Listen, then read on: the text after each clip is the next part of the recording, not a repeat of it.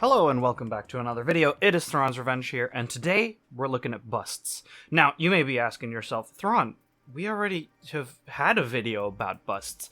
You're right, but here's the difference. We're not going to be looking at official LEGO busts, no. We're going to be looking at a custom bust. So I'm going to take this guy away. This is just to start the video, and I'll put the correct bust that we'll be taking a look at. And that one is right here.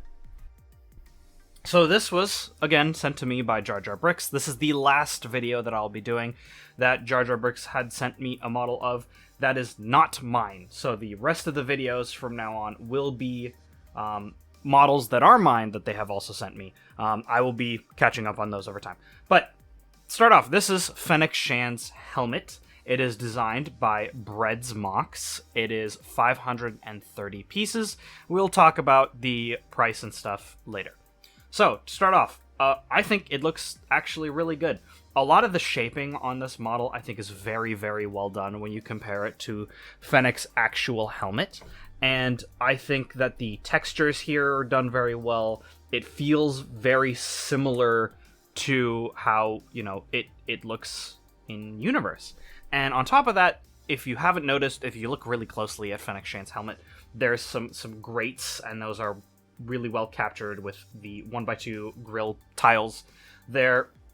The sloping on the back right here is really well done. One thing that I will criticize on the helmet is that the back right here you can see is really well sloped, but the top and sides here are a little bit more studded.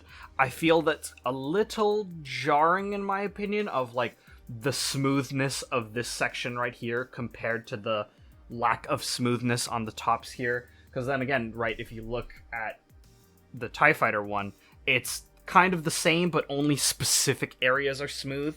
While for this mock, the whole back of the helmet is smooth. The slit for the eyes, I think, are really well done. Right here. That's very well done right there. This is very well proportioned for that. And then if we compare it, I'm going to turn off the turntable. So let's compare it to the TIE Fighter. So you'll see that this helmet is actually a little bit smaller than LEGO's traditional sized busts. So this one, I think, is at... Let me double check before I give you the wrong number. Helmet. LEGO. The TIE Fighter one is 724 pieces, and this is 530. So you can see this actually has some thickness because of that high piece count, where the Fennec Shan helmet feels actually a little smaller than it should be, maybe closer to the Dark Trooper helmet possibly, but even that I feel is bigger. I don't have all the helmets, I only have the TIE Fighter pilot helmet. So that's one thing to note. Another thing to note compared to the official LEGO one versus this custom model is the LEGO ones have plaques, which is a big deal. I think that's part of the reason why some people will buy these, is so that they could have that kind of like, printed plaque. Now, of course, you can do custom prints with custom parts, or you could do custom stickers as well, but that ends up increasing the price of the model a lot. So we're going to take a look a little bit more in depth at the Fennec Shan helmet, I think. So another area that's interesting to point out is the area where the visor with this piece would kind of like go down or like disconnect is right here. This kind of rotation section, which is well defined with this ingot piece, which I think was really well done. It is kind of slanted in the version that is designed. It has a slight slant on the instructions. The instructions were pretty good, I'd say. There are some pieces that are a little odd. So for example, right here, this has a slight overlap and is not connected here, and there's a slight overlap right here and it's not connected there. But this whole section is connected on the back here. Another thing that I don't like is kind of this piece right here, this 2x2 curved slope. This should have been a 2x2 round tile in my opinion. I don't know why this is sloped in, because it's not on the actual model of the helmet. So, and then for the top section right here, see how this is all curved in?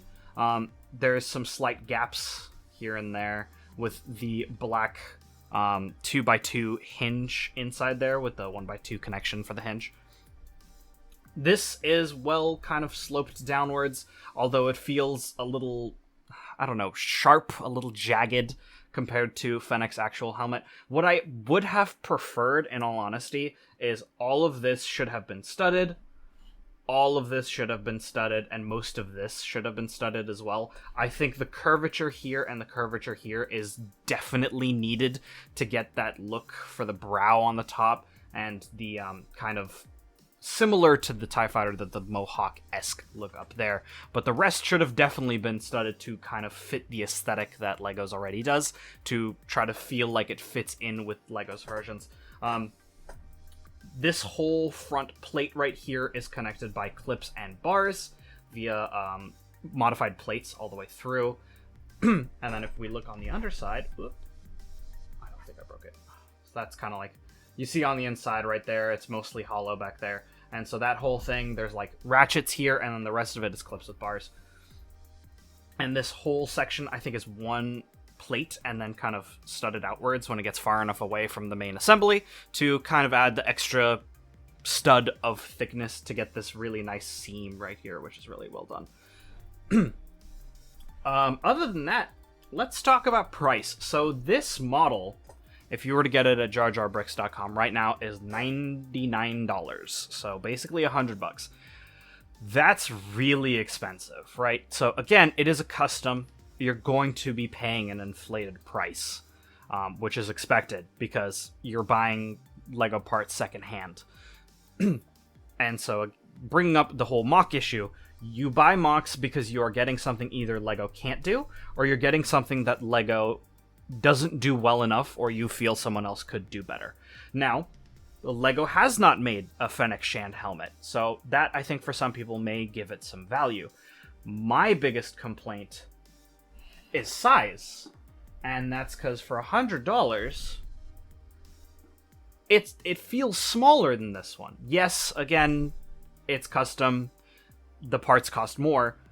I feel that should have been scaled closer to this. I feel that the extra amount of money paid for this to get it similar to size to LEGO's version would have been worth the additional cost. Because if I was to, for example, get more custom heads and helmets like that, all of them, I feel from looking at the images, they're all slightly too small compared to LEGO's scaling that they do for their busts. So I feel the extra price and the extra parts would be worth it to make them closer to scale. Maybe it is just Fennec Shan's that is too small, but fixing that, I think, is like a top priority. And of course, as I said, in terms of shaping, you know, more studs, actually, I think would be very much appreciated.